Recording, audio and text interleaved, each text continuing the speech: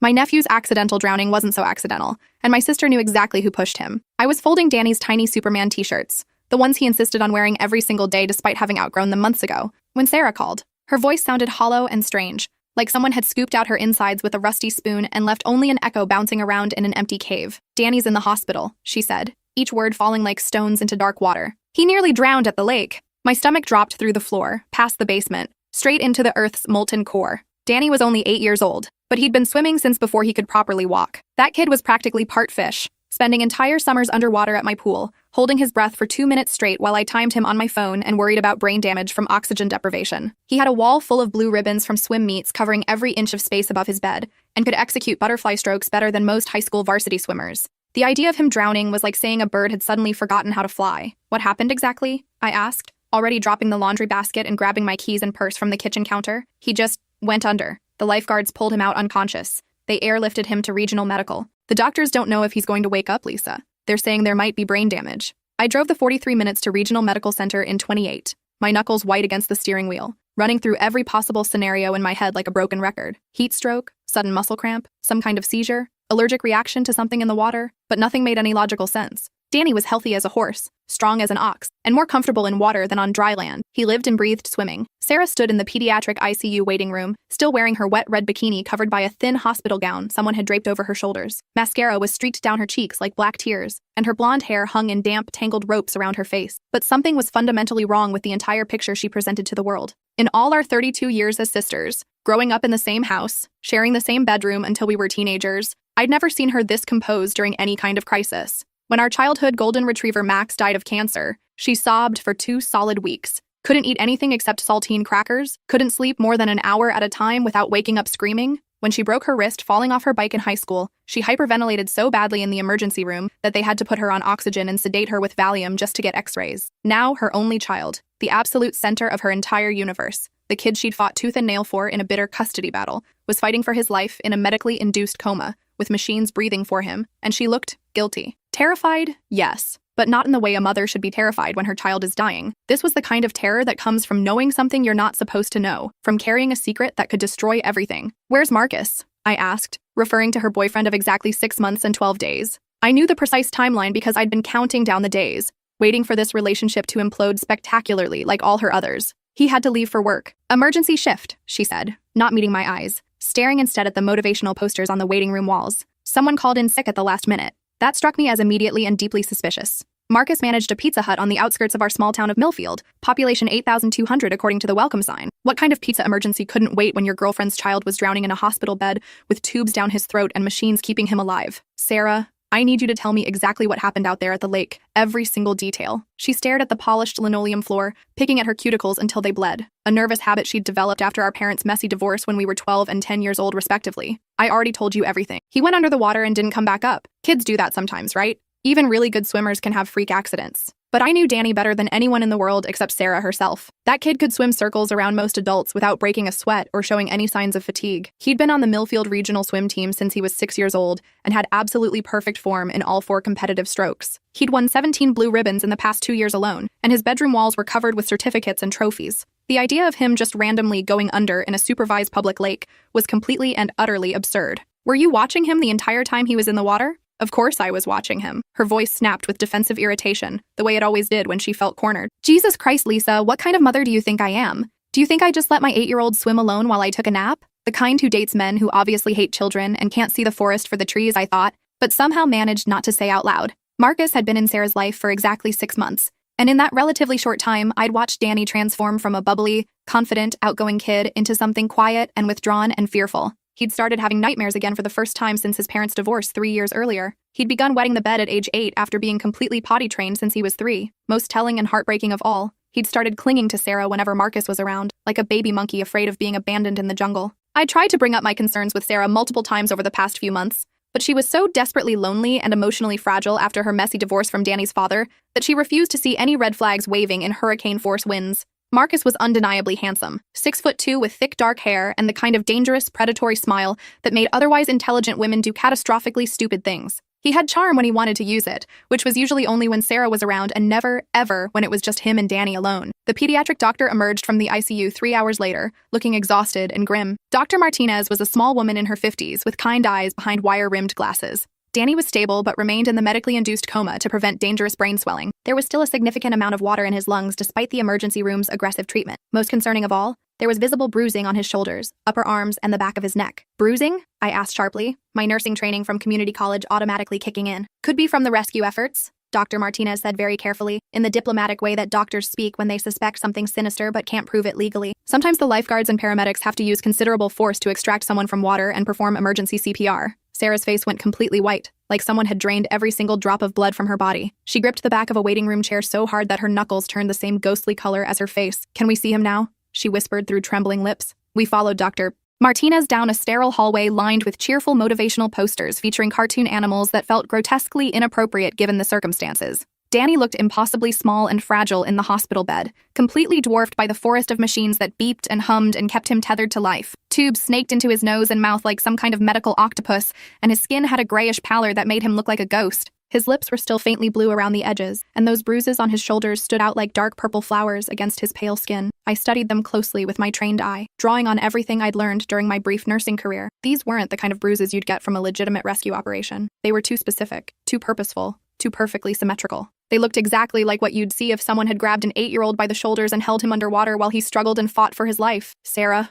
I said quietly, keeping my voice level and controlled. Those bruises looked like someone grabbed him hard and held him down. The lifeguards would have grabbed him under the arms or around the chest for rescue breathing and CPR. These marks are on his shoulders and the back of his neck, like someone pushed him down from above and held him there while he tried to surface. Sarah's breathing became shallow and rapid, like she was having a panic attack. She kept glancing toward the door as if expecting someone to walk in and contradict everything I was saying, or maybe arrest her for something. I need some air, she said, practically running from the room like the building was on fire. I stayed with Danny for another 2 hours, holding his small, cold hand and promising him over and over that he was safe now, that Aunt Lisa was here, and nobody was ever going to hurt him again. Whatever had happened at Clearwater Lake, I was going to find out the truth, and I was going to make sure whoever was responsible paid the price. That night, after Sarah had gone home to shower and change clothes and pretend everything was normal, I drove the 30-minute route to Clearwater Lake. The park officially closed at sunset, but I knew the back entrance from our teenage years when Sarah and I would sneak in for midnight swimming parties with our high school friends. The place held too many good memories for something this dark and terrible to have happened here.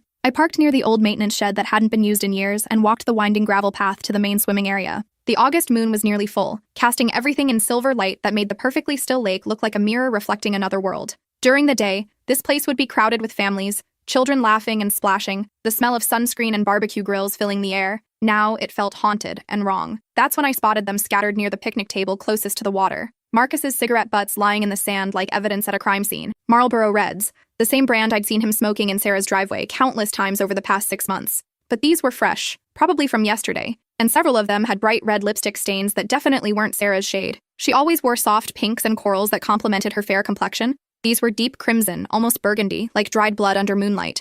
I crouched down and examined them more carefully. At least 6 cigarettes, all smoked down to the filter. That represented at least an hour of chain smoking, maybe more. Someone had been here for a significant amount of time, waiting or watching or planning something terrible. I checked the timeline in my head. Marcus had claimed he left the lake before Danny's accident because of a work emergency that required his immediate attention. But if that were true, why were there fresh cigarettes here from yesterday? And whose lipstick was on them? Sarah had been wearing nothing but chapstick when I arrived at the hospital. I took detailed photos with my phone from multiple angles, then continued searching the immediate area. Near the water's edge, partially buried in the coarse sand, I found something that made my blood turn to ice water: Danny's swimming goggles. The special prescription ones with the cartoon shark design that he never, ever went swimming without. He was too nearsighted to see clearly underwater without them, and Sarah had paid over $200 to have his exact prescription put into the special lenses. Why would Danny voluntarily take off his goggles? He was practically blind without them underwater, unable to navigate or orient himself properly. Those goggles were like a security blanket. They never left his face when he was swimming, not even in our backyard pool where he knew every inch by heart. Unless someone had deliberately pulled them off, someone who wanted to disorient him, make him panic and confused, make him easier to control and overpower. I carefully bagged both the goggles and several of the cigarette butts using tissues from my purse, then drove home with a sick, heavy feeling settling in my stomach like lead poisoning. I needed to know much more about Marcus's actual whereabouts yesterday, so I decided to do some investigating that probably wasn't entirely legal, but was definitely necessary for Danny's safety. The next morning, I called Pizza Hut where Marcus supposedly worked his management position. "Hi, this is Marcus Kellerman's girlfriend," I lied smoothly. using the fake sweet voice I'd perfected during my years working customer service jobs. He left his wallet at my place yesterday and I wanted to drop it off at work. What time does his shift start today? Marcus didn't work yesterday, the manager told me, sounding genuinely confused by my question. He called Tuesday morning, saying he had food poisoning and couldn't leave the bathroom. Haven't seen him since then, and he's not on the schedule today either. My heart started pounding against my ribs like a trapped bird trying to escape. Are you absolutely certain? He told me he had an emergency shift yesterday afternoon that he couldn't miss. Nope, definitely not. Poor guy was supposed to work a double shift on Tuesday but called in sick around 9 in the morning. Said he was throwing up every 20 minutes and couldn't function. I thanked him politely and hung up, my hands shaking as I immediately called Sarah. We need to talk right now, I said. Meet me at Rosie's Diner in 20 minutes. She agreed to meet me at the coffee shop downtown where we'd spent countless hours during high school, gossiping about boys and planning our futures that seemed so bright and full of possibility. Now we were about to discuss whether her boyfriend had attempted to murder her son in cold blood. Sarah looked like she'd aged 10 years overnight. Dark circles hung under her eyes like bruises. Her unwashed hair was pulled back in a messy ponytail secured with what looked like a rubber band, and she was wearing the same wrinkled clothes from yesterday. She wrapped her hands around her coffee cup like it was the only thing anchoring her to reality. I know Marcus wasn't at work yesterday, I said without any preamble. Watching her face carefully for tells, she stared out the window at the morning traffic for a long moment, watching cars full of normal people living normal lives. When she finally spoke, her voice was barely above a whisper. How do you know that? I called Pizza Hut and spoke to his manager. Marcus called in sick Tuesday morning with supposed food poisoning, so where was he really, Sarah? He told me he was going job hunting around town. His manager's been threatening to fire him for months because he keeps calling in sick or showing up late or leaving early. But he was at the lake when Danny almost died. I don't know where he was. She was lying through her teeth and we both knew it. Yes, you do. I leaned forward across the sticky Formica table. I found his cigarette butts scattered all around the picnic area, Sarah, fresh ones from yesterday, with bright red lipstick that definitely isn't yours. Sarah's carefully maintained composure finally cracked like an eggshell hitting concrete. Tears started flowing down her cheeks, and her shoulders began shaking with barely suppressed sobs. I didn't know, she cried, her voice breaking. I swear to God, Lisa, I didn't know he was there watching us. But you suspected something was wrong. She nodded miserably, wiping her nose on a paper napkin that immediately disintegrated. Danny's been absolutely terrified of him lately. And yesterday morning, they got into this horrible, vicious fight. What kind of fight? About what? Danny accidentally knocked over one of Marcus's beer bottles while he was eating breakfast. It rolled off the kitchen table and shattered on the tile floor. Marcus went absolutely ballistic, screaming about disrespectful little brats who don't understand that actions have serious consequences. My hands clenched into fists under the table. What exactly did he say to an 8-year-old? He said Danny was too comfortable, too spoiled, that he'd never learned what real fear felt like. He said maybe it was time for Danny to understand that actions have serious, permanent consequences that can't be undone. The pieces were clicking into place in my mind like a horrifying jigsaw puzzle, and I felt physically sick to my stomach. Sarah, did Marcus suggest going to the lake yesterday? Her face told me everything I needed to know before she even opened her mouth to speak. He said Danny had been acting bratty and disrespectful all week and needed to burn off some energy before he got completely out of control. He thought maybe if we took him swimming, got him really tired, he'd behave better for the rest of the day and stop being such a problem child. And then he mysteriously had to leave for a work emergency? He got a phone call right after we arrived at the lake. Said it was his manager, that someone had called in sick with the flu and he needed to cover an emergency shift immediately or he'd lose his job. But I knew the truth now. Marcus had orchestrated this entire thing like a chess master. He'd suggested the lake trip specifically, then pretended to leave for work so he could circle back and find Danny alone and vulnerable in the water. The lipstick on the cigarettes meant he hadn't been alone either. He'd brought someone with him to watch or help, or just witness what he was planning to do to a helpless child. Sarah, I think Marcus deliberately tried to murder Danny. She shook her head violently, like she could physically reject the words I was saying. No, absolutely not. He's not perfect, I know that, but he would never hurt a child. You're being paranoid and seeing conspiracies everywhere. Then explain the bruises that look exactly like finger marks. Explain why Danny's prescription goggles were lying abandoned on the shore when he never takes them off in water. Explain why Marcus lied about work. Explain why he was chain smoking at the lake with some woman who wears dark lipstick. Sarah's sobbing intensified until she could barely breathe properly. Between gasps for air, she managed to say, "There's something else I didn't tell you." My blood turned to liquid nitrogen. What? Last week, I caught Marcus on my computer looking up Danny's life insurance policy, the one Tom set up during our divorce proceedings as part of the custody agreement. When I asked him why he was researching it, he said he was just curious about our family's financial situation, trying to understand our long-term security and planning. I felt like I might actually vomit right there in the diner booth. How much is the policy worth? $200,000. The number hung in the air between us like a death sentence written in neon lights. Sarah, you have to go to the police immediately. With what evidence? Some cigarette butts and a computer search? They'll say it's all circumstantial. Marcus is charming and manipulative. He'll convince them I'm just a hysterical single mother looking for someone to blame for a tragic accident. She was probably right, but I couldn't let this go. If Marcus had tried once and failed, he would absolutely try again. And next time, Danny might not be lucky enough to survive. There's another way, I said slowly. the plan forming in my mind as I spoke. We need to get him to confess on tape. Over the next 2 hours, we developed what was probably an illegal and definitely dangerous plan. Sarah would invite Marcus over for dinner that evening, tell him she was feeling completely overwhelmed by the hospital situation, and desperately needed his emotional support. While he was there, I would hide somewhere in the house with my phone recording everything. Sarah would carefully bring up Danny's accident and try to get Marcus talking about what really happened. What if he gets suspicious and realizes what we're doing? Sarah asked, her voice shaking with terror. Then we run like hell and call 911 immediately. But we have to try this, Sarah. It might be our only chance to get the truth and protect Danny. That evening, while Danny remained unconscious in the pediatric ICU fighting for his life, we put our dangerous plan into action. I arrived at Sarah's small ranch house early and positioned myself in her bedroom closet with my phone fully charged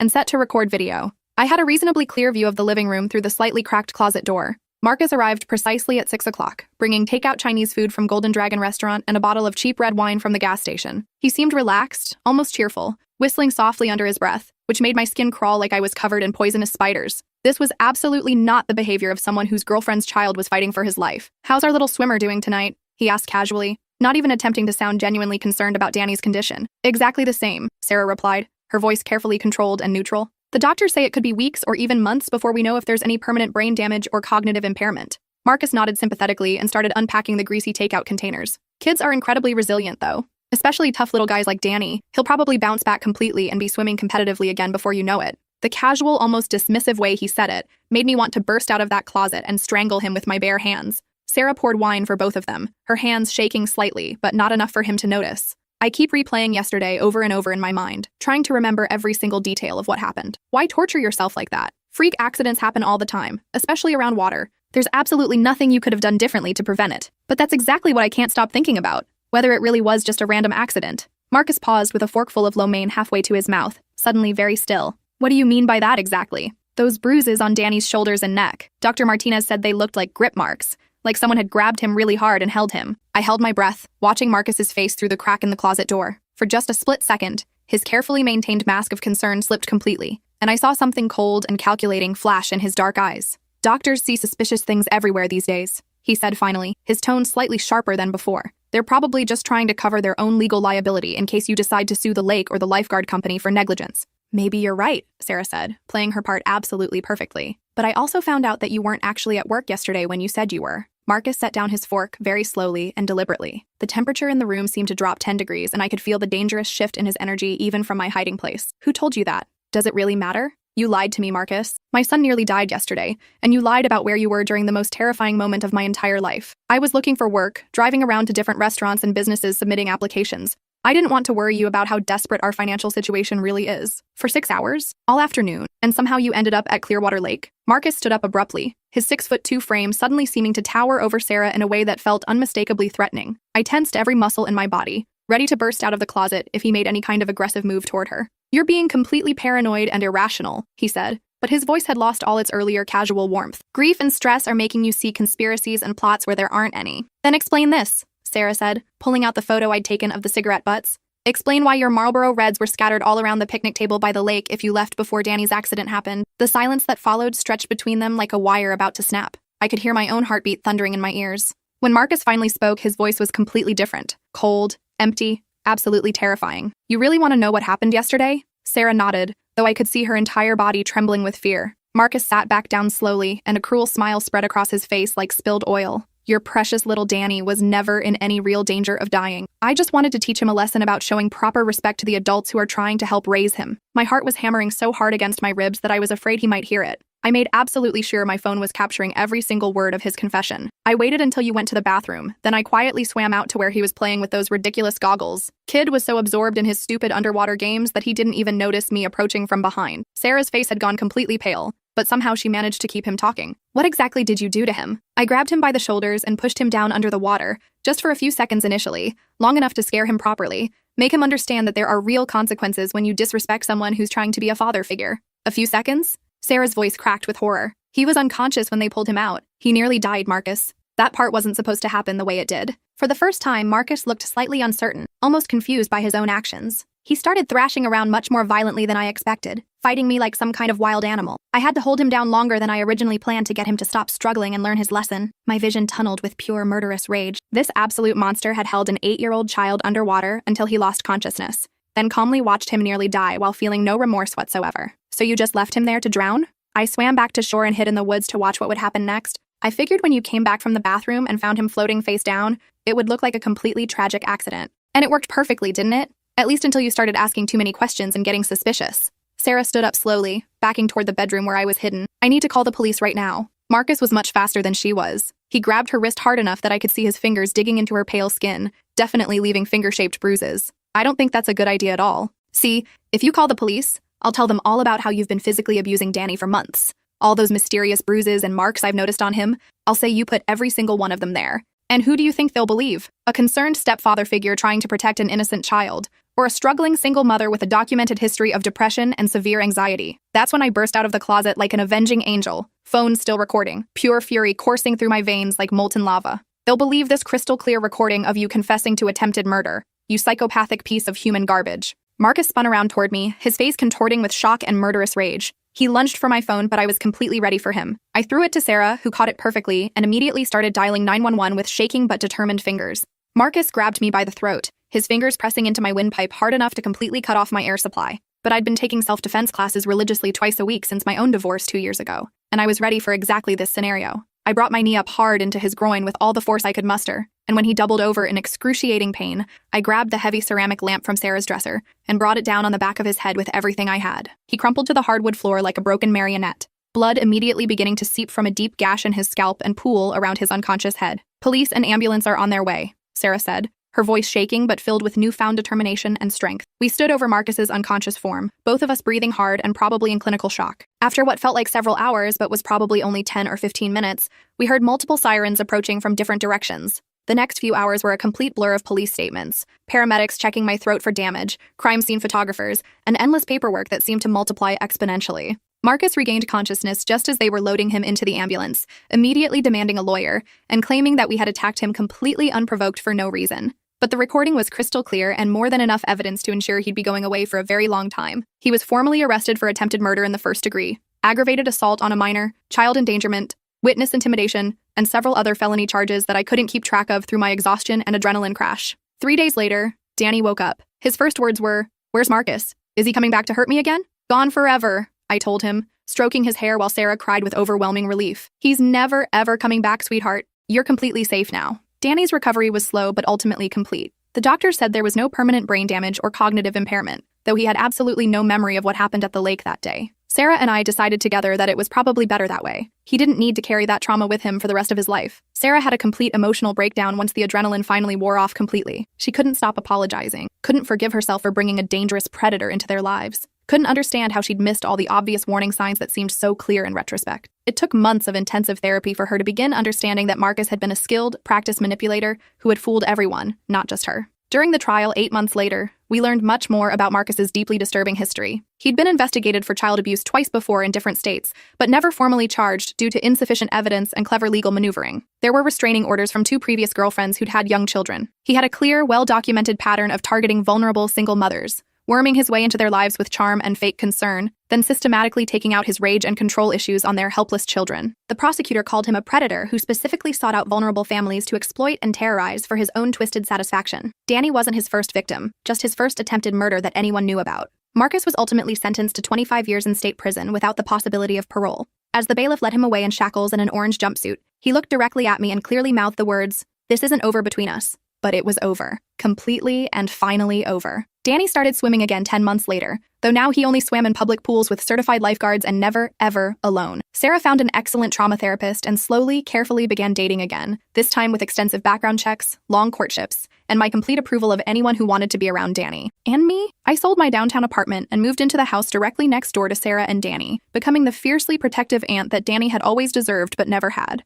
I learned that sometimes family means stepping up when the adults fail, means trusting your instincts even when everyone tells you you're being paranoid, means being willing to commit felony assault to protect the people you love most in this world. 2 years later, Danny won the regional championship in butterfly stroke for his age group. At the victory ceremony, he climbed onto the first place podium with his gold medal and pointed directly at Sarah and me in the crowded bleachers full of cheering parents. "I want to thank my mom and my Aunt Lisa," he announced into the microphone, his voice clear and strong and confident. They saved my life when someone tried to kill me. Most people in the audience probably thought he was just being dramatic, the way kids sometimes are when they want attention. But Sarah and I knew exactly what he meant. Some rescues happen in hospital emergency rooms with medical teams and life support machines working around the clock. Other rescues happen in living rooms with hidden recording devices, careful planning, and the courage to act when absolutely everything is on the line. The nightmare was finally over, but more importantly, Danny was safe and whole and swimming again. And I'd learned that sometimes the most dangerous people in the world are the ones we voluntarily invite into our homes, the ones we trust with our most precious treasures, the ones who smile at us while secretly planning unspeakable horrors.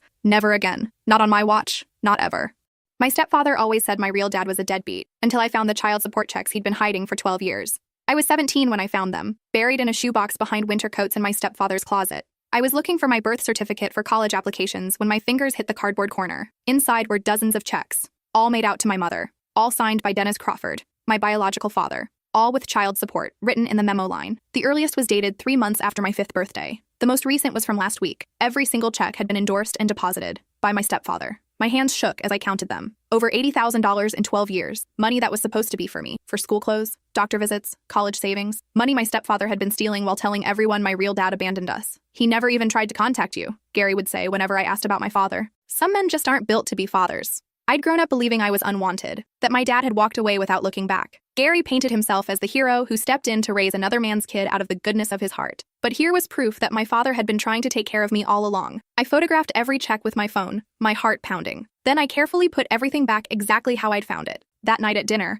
Gary complained about money again. College is expensive, he said. Maybe you should consider community college first. I stared at him across the table. This man who'd been stealing from his own stepchild for over a decade while pretending to be struggling financially. What if I found another way to pay for it? I asked carefully. Like what? Your deadbeat father's finally going to step up? He laughed bitterly. Don't hold your breath. After dinner, I called the number on the return address from the most recent check. My hands were trembling as I dialed. Hello? The voice was unfamiliar, but warm. Is this Dennis Crawford? I asked. Silence. Then, who's asking? This is Ren Patterson. I think you might be my father. I heard him suck in a sharp breath. Ren? Oh my God. Ren, is that really you? You know who I am? I've been trying to reach you for 12 years, he said, his voice breaking. I've sent letters, emails, gifts. I've called your house dozens of times. Your mother and stepfather said you didn't want contact with me. My world tilted. They said what? They told me you were happy with your new family. That contact with me would be confusing and harmful. They said if I really loved you, I'd stay away. I couldn't breathe. And the child support? Every month for 12 years. $700 a month, sometimes more for school expenses and birthdays. I wanted to make sure you had everything you needed,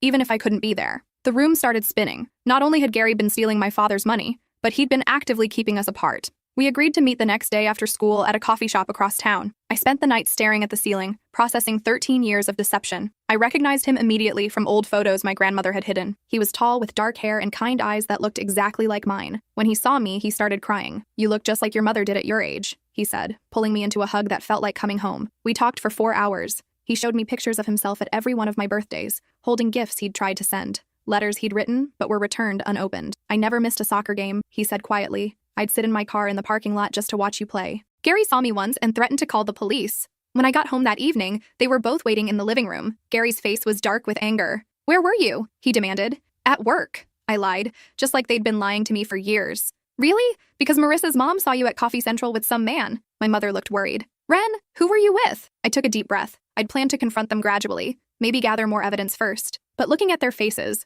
Gary's controlling rage and Mom's feigned concern, I couldn't pretend anymore. I was with my father, I said. The color drained from both their faces. Gary stood up so fast his chair fell backward. That's impossible. You don't know how to contact him. Really? Because he's been trying to contact me for 12 years. Funny how you forgot to mention that. Mom's voice was barely a whisper. Ren, we can explain. Can you explain this? I pulled out my phone and showed them the photos of the checks. $80,000 in child support that you've been stealing while telling me my father abandoned me? Gary lunged for my phone, but I was faster. You little bitch. You have no idea what you're doing. I know exactly what I'm doing. I'm exposing a 12-year fraud. The moment those words left my mouth, I saw Gary's mask slip completely. For years, he'd been the concerned stepfather, the man who sacrificed to raise another man's child. Now I saw what my mother must have fallen for, the charm that hid something much darker underneath. You ungrateful little whore, he snarled. And for the first time in my life, I wasn't afraid of him. There it is, I said calmly. The real Gary, the one who's been stealing from a child for over a decade. Mom was crying now, but I couldn't tell if it was from shock or guilt. You don't understand. We were protecting. From what? From having a father who loved me? From the money he sent to take care of me?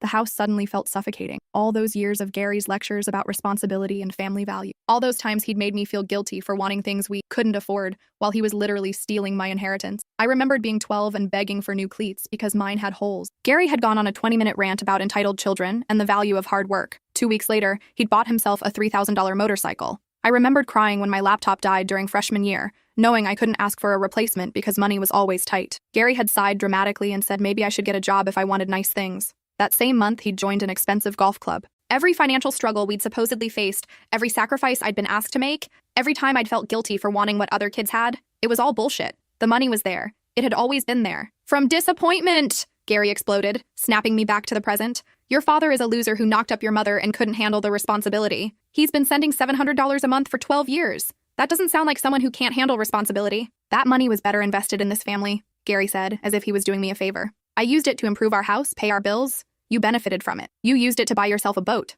I shot back, and a motorcycle, and that expensive watch collection. Don't pretend you were noble. Gary's face turned red. I earned that money. I'm the one who's been here every day, dealing with your attitude, your problems, your needs. Your father sends a check and thinks that makes him a parent? You know what makes someone a parent? Actually wanting to be in their child's life, something you prevented for 12 years. Mom finally found her voice. Gary told me your father was dangerous, that he had anger issues, that contact would be harmful. And you believed him? Without question? For 12 years? I was protecting you, she repeated weakly. You were protecting yourself. It was easier to have Gary handle everything than deal with a complicated custody situation. The truth was starting to crystallize in ways I hadn't expected. This wasn't just about stolen money. This was about a systematic campaign to erase my father from my life so Gary could play the hero. I thought about all the Father's Day cards I'd been encouraged to make for Gary. All the times people praised him for stepping up to raise another man's child. All the times I'd felt obligated to be grateful for his presence in my life. Meanwhile, my real father had been watching from parking lots, sending money he probably couldn't afford, and being told his own daughter didn't want to see him. Gary stepped closer, his voice threatening. You're going to stop this right now. You're going to block his number and never see him again. And if you even think about telling anyone about those checks, you'll what? I stood up, no longer the scared little girl who used to hide when he raised his voice. You'll hit me? Because that's what this is really about, isn't it? Control. Gary had never actually hit me, but he'd perfected the art of intimidation. The raised voice, the looming presence, the threats that never quite crossed the line into actionable abuse. He'd trained me to back down, to apologize, to make myself smaller. Not anymore. I raised you. I fed you. I put a roof over your head. With my father's money, I said. Money you stole. Gary's face twisted with rage. For a moment, I thought he might actually hit me. Then Mom grabbed his arm. Gary, stop. Just stop. He shook her off and stormed toward his office. I heard him slamming drawers, probably moving the evidence. It's too late, I called after him. I already photographed everything. Mom collapsed onto the couch, sobbing. How did this happen? How did everything get so complicated? It got complicated when you chose to lie to me for 13 years. I sat down across from her, studying the woman who'd given birth to me, but had let someone else decide whether I had a relationship with my father. She looked older than her 42 years, worn down by whatever dynamic she had with Gary. I thought I was doing the right thing. Gary said your father was unreliable, that he'd hurt you the way he hurt me. How did he hurt you, Mom? Because from what he told me, you guys just grew apart after I was born. She looked up, tears streaming down her face. It wasn't that simple. Then explain it to me. Mom took a shaky breath, and for the first time in years, she actually looked me in the eyes while talking about my father. Your father and I were young, too young. When I got pregnant, he wanted to get married immediately. I wasn't ready. I wanted to finish college first. So, he became obsessive, calling constantly, showing up at my dorm, talking about our future family. When I said I needed space, he couldn't handle it. I thought about the man I'd met that afternoon, patient, kind, willing to wait 12 years for a chance to see his daughter. That doesn't sound dangerous. That sounds like a scared kid who was trying to do the right thing. Maybe. But when I finally broke up with him, he fought the decision. He kept trying to win me back even after I'd moved on. Moved on to Gary? She nodded. I met Gary at work. He was older, stable, confident, everything your father wasn't. And Gary convinced you that Dad was dangerous? Gary said men like your father don't change, that he'd always be possessive and controlling, that it would be better for everyone if we made a clean break. The irony wasn't lost on me. Gary calling someone else possessive and controlling. So you let Gary intercept every attempt Dad made to contact me? You let him steal my child support? You let me grow up thinking I was unwanted? I thought it would be easier for you to have one stable father figure than to be confused by two men. That wasn't your choice to make. Gary returned from his office, his face grim. I've called my lawyer. If you pursue this, we'll claim your father coerced you into these meetings, that he's manipulating you against your family. Good luck with that.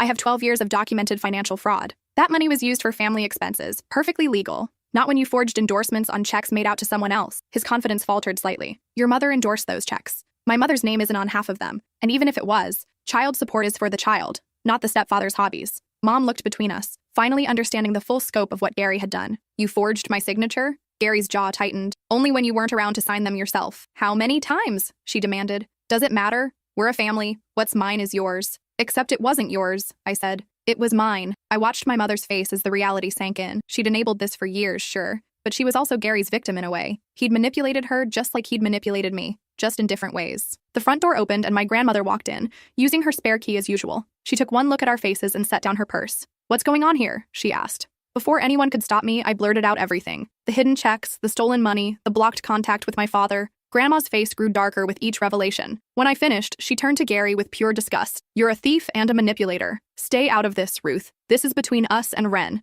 Ma, this involves my granddaughter and my late husband's money. What does Grandpa have to do with this? I asked. Grandma's eyes never left Gary's face. Your grandfather left you a college fund, $20,000. I gave it to your mother when you turned 16. My stomach dropped. What happened to it? Mom looked at Gary, who suddenly found the floor very interesting. Gary said he invested it. Mom whispered. He said it would grow better in the stock market. Which stocks? Grandma demanded. Gary mumbled something about diversified portfolios. That's bullshit and you know it, Grandma snapped. You spent it, didn't you? Just like you spent the child support. I felt something break inside me. The college fund my grandfather had carefully saved. Gone. Just like the child support. Just like 12 years of a relationship with my father. I resent the implication. I resent having a thief in the family. Grandma cut him off. She turned to me. Pack your bags. You're coming to stay with me while we figure this out. She's not going anywhere, Gary said, moving to block the stairway. That's when I pulled out my secret weapon. While they'd been arguing, I'd been texting my father and sharing my location. The doorbell rang. Gary's face went white. You called him? I called my dad. I opened the door and there he was, with a man in a suit beside him. This is my lawyer, Mr. Torres, Dad said calmly. We're here to discuss the return of stolen funds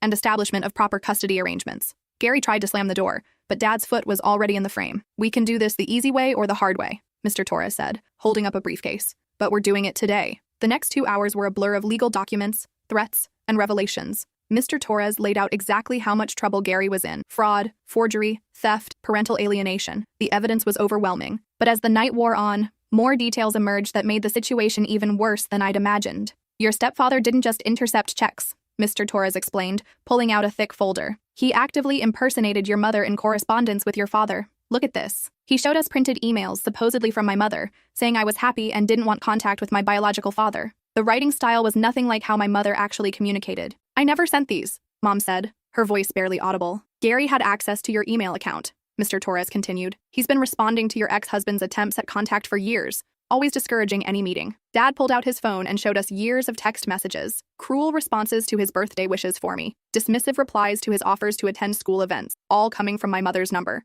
I thought you hated me, he said to Mom. I thought you were actively trying to keep me away. Mom was sobbing now. I never said any of those things. I didn't even know you were trying to contact us. Because Gary was controlling all the communication, I said, the full scope of his manipulation finally clear. It wasn't just theft. It was identity theft, impersonation, and systematic isolation. Gary had built a wall between my father and our entire family, brick by brick, lie by lie. Your options are limited, Mr. Torres told Gary. You can return the money voluntarily and agree to modified custody, or we can pursue criminal charges and let the courts decide. How much? Mom asked quietly. The child support, the college fund, and interest. About $110,000. I watched Gary's face crumble as he realized his expensive lifestyle was about to end. We don't have that kind of money, he said. Then you'll need to sell some assets. The boat, the motorcycle, the watch collection, maybe even the house. This is my home, Gary protested. Built with stolen money, Dad pointed out. Money meant for my daughter's future. As the negotiations continued, I found myself studying Gary in a way I never had before. This man who'd raised me, who'd taught me to ride a bike and helped with homework and attended school plays. But underneath it all, he'd been systematically destroying my relationship with my father for his own selfish reasons. The worst part was realizing how good he was at it. The way he'd isolated us from Dad while making himself look like the hero. The way he'd convinced my mother that cutting contact was for my own good. The way he'd made me feel guilty for even asking about my father. It was psychological warfare disguised as family values. I want to understand something, I said during a break in negotiations. Why? Why go to all this trouble? Why not just let me have a relationship with my dad? Gary looked at me with something between pity and disgust. Because you don't understand how the world works. Your father would have filled your head with ideas about how I wasn't good enough, how your mother should have stayed with him. He would have poisoned you against us. So instead, you poisoned me against him. I protected this family. You protected yourself. You were threatened by the idea that I might love someone else, that I might figure out you weren't the saint you pretended to be. The negotiations continued until nearly midnight. In the end, Gary agreed to return what he could immediately and set up a payment plan for the rest. In exchange, we wouldn't press criminal charges, but the custody arrangement was non-negotiable. I would spend weekends with my father and have unlimited contact. Mom would have to attend family therapy to address the emotional damage caused by years of lies. As everyone prepared to leave, Gary pulled me aside one last time. "You've destroyed this family," he hissed. "I hope you're happy." "I didn't destroy anything. I exposed what was already broken. Your mother will never forgive you for this." I looked over at Mom, who was apologizing to my father through tears. Maybe not, but at least now she knows the truth. Dad drove me to Grandma's house that night. As we pulled into her driveway, he turned to me with tears in his eyes. "I'm sorry," he said. "I should have fought harder. I should have found a way. You tried. That's more than I knew for 12 years. I missed so much of your life. Then let's not waste any more time." The next few weeks were a whirlwind of revelation and adjustment. Gary moved out, taking only his clothes in the car. The house was put up for sale immediately to help cover what he owed. Mom found a smaller apartment and started individual therapy to deal with the years of manipulation she'd endured. It turned out Gary had been controlling her finances too, monitoring her emails and gradually isolating her from friends and family. "I didn't realize how trapped I'd become," she admitted during one of our family therapy sessions. "He made every decision seem like it was for the good of the family, but really it was about maintaining control." Dad and I spent those weeks getting to know each other. He showed me photo albums he'd kept of my school events, pictures taken from a distance because he wasn't allowed closer. He'd kept every newspaper clipping mentioning my name, every program from school plays he'd watched from the back row. "I was there for your science fair in 6th grade, he said, pointing to a photo of me standing next to my volcano project. "You were so proud when it actually erupted. I looked for you in the crowd," I admitted. "Gary said you probably didn't care about stuff like that." "I cared about everything. Every game, every recital, every award ceremony. I just had to watch from the shadows." The hardest part was realizing how much time we'd lost. 12 years of birthdays, holidays, milestones, 12 years of getting to know each other, 12 years of him being painted as the villain while Gary played the hero. But there were also beautiful discoveries. Like how we both loved old movies and terrible puns, how we both got anxious in crowds but energized by deep conversations, how we both had the same weird habit of reorganizing things when we were stressed. "You get that from me," he said, watching me alphabetize Grandma's spice rack while processing everything that had happened. "Your mother used to say I'd reorganize the same bookshelf 10 times when I was worried about something." 3 months after the confrontation, Gary's lawyer called. Gary wanted to meet with me privately.